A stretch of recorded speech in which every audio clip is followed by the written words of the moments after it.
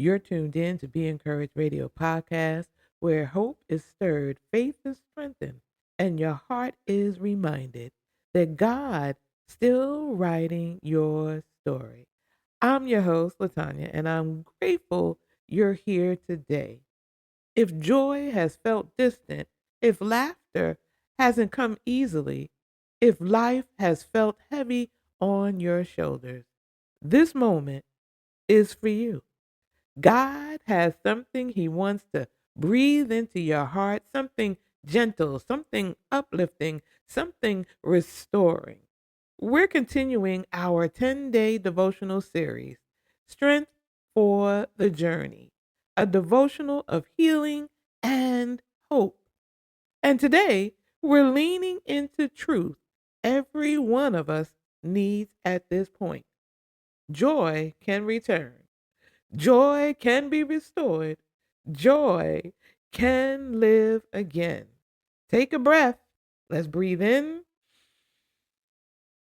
release, settle your heart, and let's walk this journey together. Before we move into today's devotional, I want to share the heart behind this series.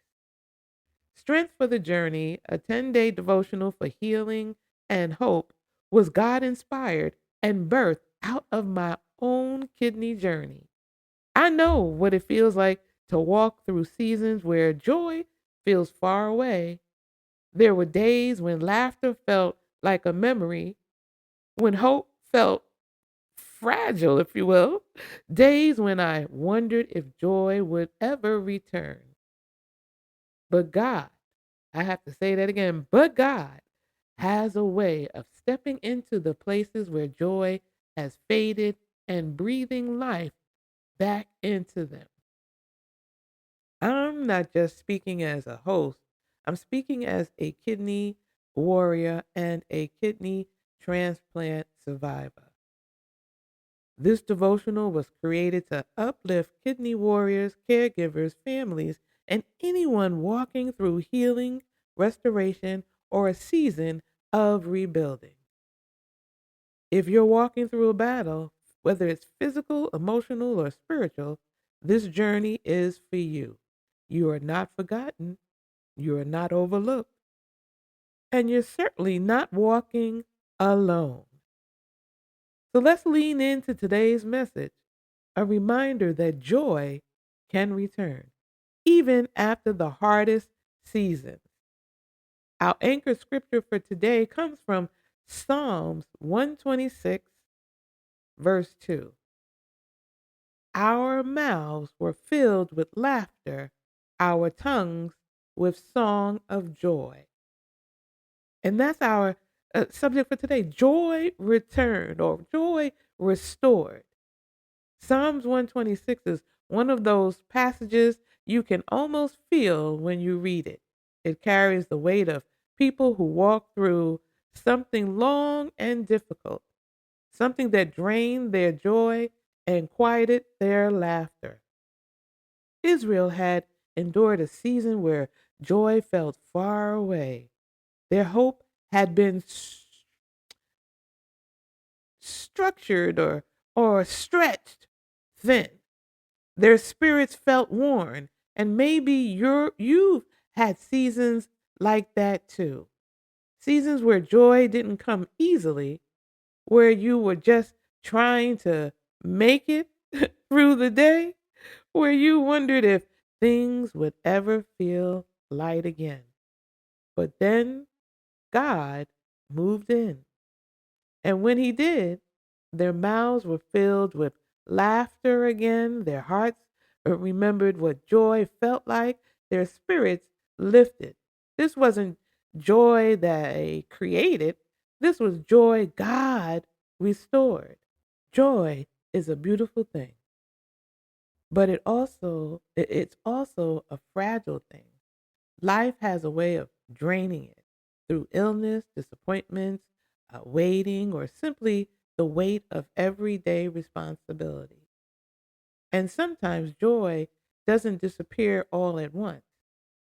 It fades slowly, quietly, until one day you realize you haven't laughed in a while. You haven't felt light in a while. You haven't felt like you in a while.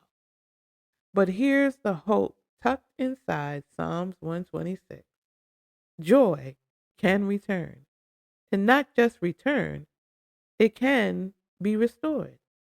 God specializes in bringing joy back to places where it's been lost. He knows how to revive what felt numb. He knows how to breathe life into what felt heavy. He knows how to restore joy in ways we didn't even know we needed. And scripture reminds us in 1 Thessalonians 5:18 to give thanks in everything, not because everything feels good, but because God is still good in everything. Gratitude becomes a gentle doorway for joy to re enter our hearts. Joy doesn't always return in a moment. Sometimes it returns in pieces. Sometimes it returns in waves. But it does return because God is the restorer of joy. So here's what we're saying. God restores joy even in challenging seasons. Israel's joy had been quieted by hardship, but God restored it. If we read Psalm 30:5, it says, reminds us weeping may endure for a night, but joy comes in the morning. Gratitude opens door for joy to return. God's joy reaches the deepest places of our hearts.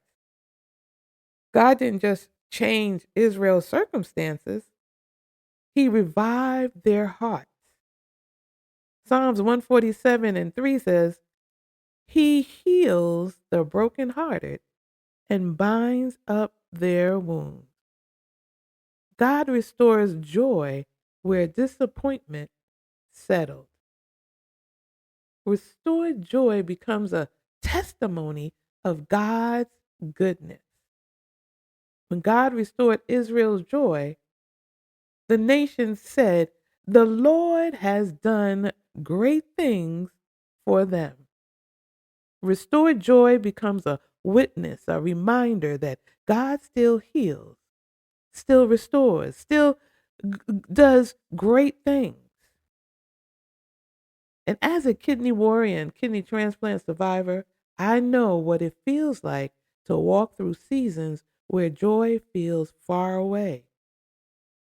There were days when laughter didn't come easily, days when the weight of illness overshadowed everything else, days when I wondered if joy would ever return. But God has a way of restoring joy in the most unexpected ways. He restored joy through moments of peace in the middle of the storm. He restored joy through the strength he gave me to keep it moving or keep going. He restored joy through the miracle of a transplant. He restored joy through every breath of new life he allowed me to experience.